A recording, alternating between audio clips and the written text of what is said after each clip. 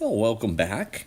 In this video, you will see some of our footage from our recent trip to Athens.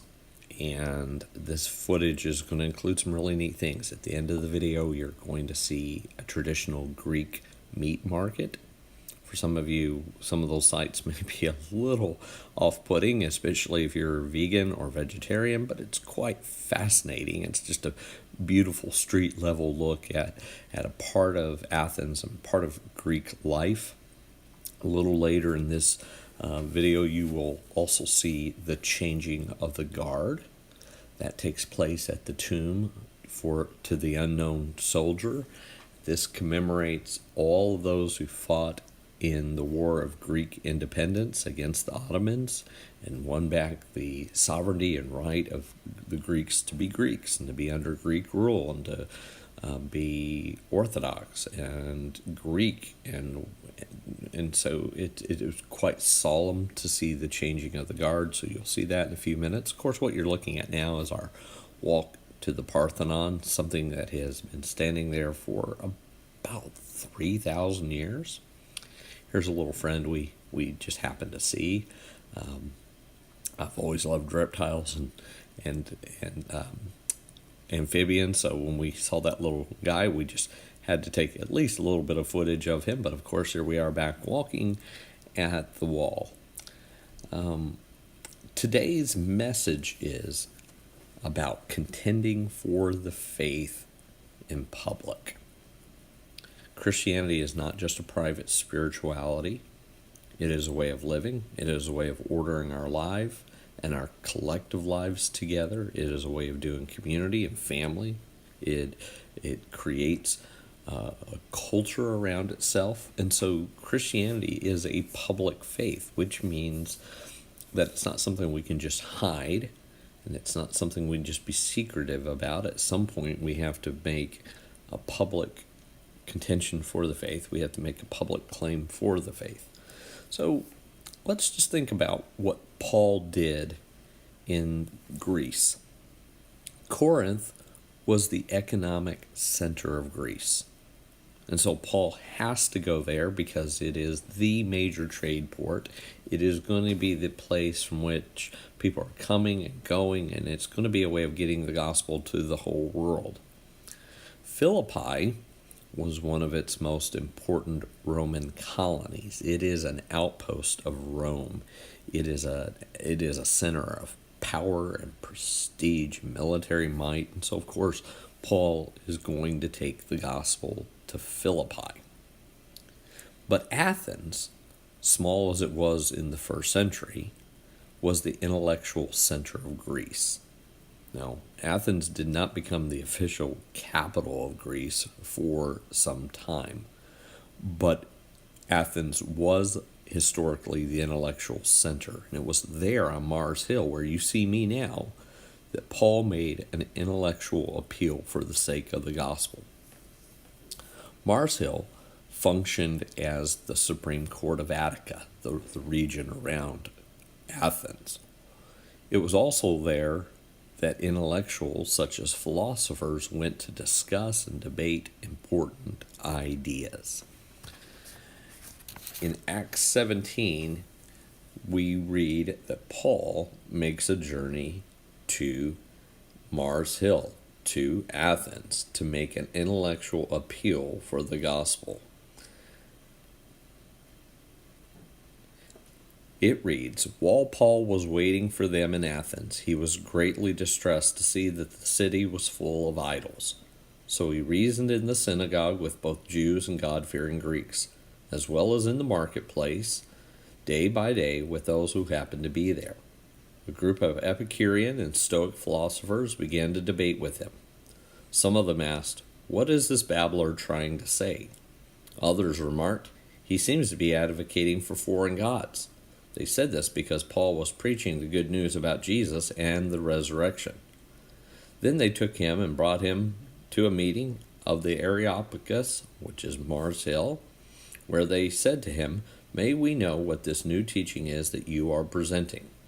You are bringing some strange ideas to our ears, and we would like to know what they mean.' All the Athenians and foreigners who lived there spent their time doing nothing but talking about and listening to the latest ideas.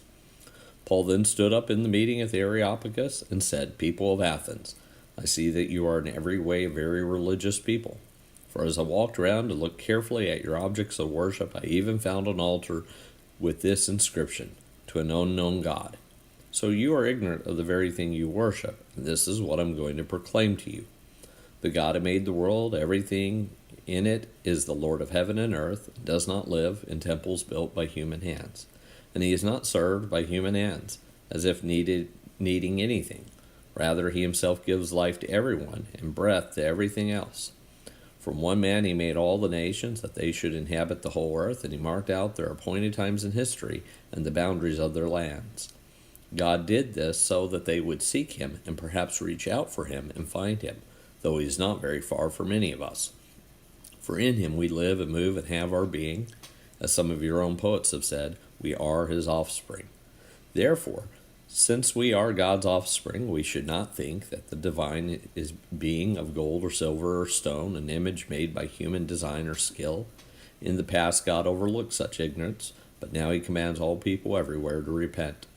For he has set a day when he will judge the world with justice by the man he has appointed. He has given proof of this to everyone by raising him from the dead." When they heard about the resurrection of the dead, some of them sneered, but others said, "We want to hear you again on this subject."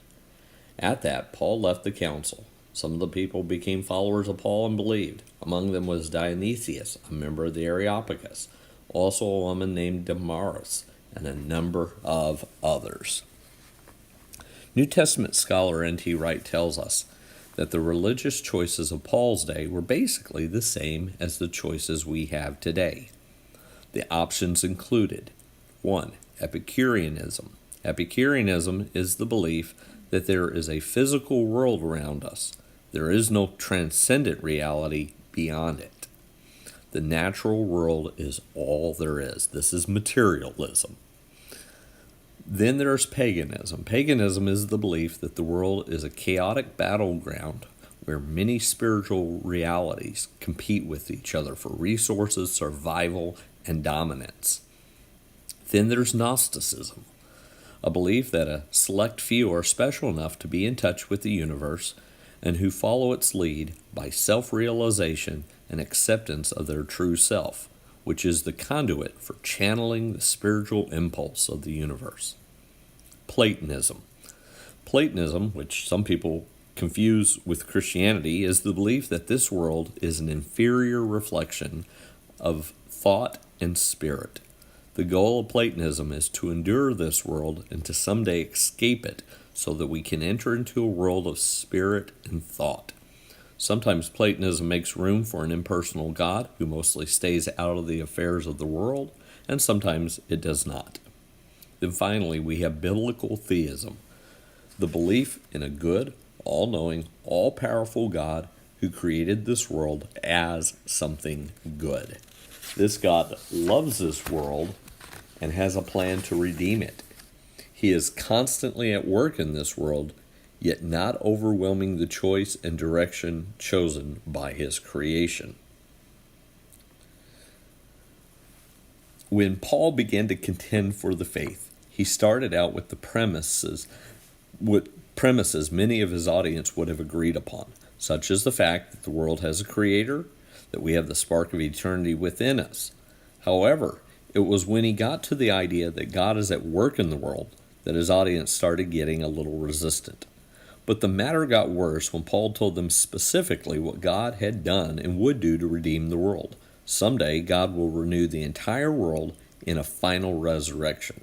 As a sign of that hope and promise, God has raised the Messiah back to life after being crucified. It was at that point that most of his audience concluded that Paul had lost his mind. Everyone knows that dead men don't rise again. They also know that God will do nothing to stop the decay and deterioration of this world, which will one day be destroyed or simply fade away. It does not seem that Paul won the day or that he made many converts at Athens. Nonetheless, he was faithful in giving a robust, enthusiastic account of the faith. While most of us are not intellectuals or theologians, each of us can contend for the faith. And for most of us, we do not even have to leave our lane or move beyond our field of expertise. C.S. Lewis, while not perfect, was a sincere follower of Jesus who tried to practice what he preached. In an address to church leaders and clergy entitled Christian Apologetics, Lewis exhorts Christians to influence the world around them by striving for excellence, truthfulness, and integrity in their work. Lewis lived this out as a scholar by writing what is still considered to be the authoritative text on 16th century English literature with the creative title, English Literature in the 16th Century, Excluding Drama. Not a popular book, but the best book in its field. He writes, "While we are on the subject of science, let me digress for a moment. I believe that any Christian who is qualified to write a good popular book on any science may do much more than by any directly apologetic work. The difficulty we are up against is this. We can make people often attend to the Christian point of view for half an hour or so, but the moment they've gone away from our lecture or laid down our article, they are plunged back into the world where the opposite position is taken for granted. As long as that situation exists, widespread success is simply impossible. We must attack the enemy's line of communication. What we want is not more little books about Christianity, but more little books by Christians on other subjects, with their Christianity latent. You can see this most easily if you look at it the other way around. Our faith is not very likely to be shaken by any book on Hinduism. But if whenever we read an elementary book on geology, botany, politics, or astronomy, we found that its implications were Hindu, that would shake us. It is not the books written in direct defense of materialism that make the modern man a materialist. It is the materialistic assumptions in all the other books. In the same way, it is not books on Christianity that will really trouble him. But he would be troubled if whenever he wanted a cheap popular introduction to some science, the best work on the market was always by a Christian. The first step to reconversion of this country is a series produced by Christians which can beat the Penguin and Thinker's Library on their own ground. Its Christianity would have to be latent, not explicit, and of course its science perfectly honest. Science twisted in the interest of apologetics would be sin and folly. What if it were known that the best works on any given field, whether it be education, law, business, military, government, sanitation, disposal, politics, etc., was always done by a Christian? Would that contribute to the defense of the Christian faith? Would that attract others to looking into what it means to follow Jesus? Proverbs 22:29. Do you see a man skillful in his work? He will stand before kings. He will not stand before obscure men.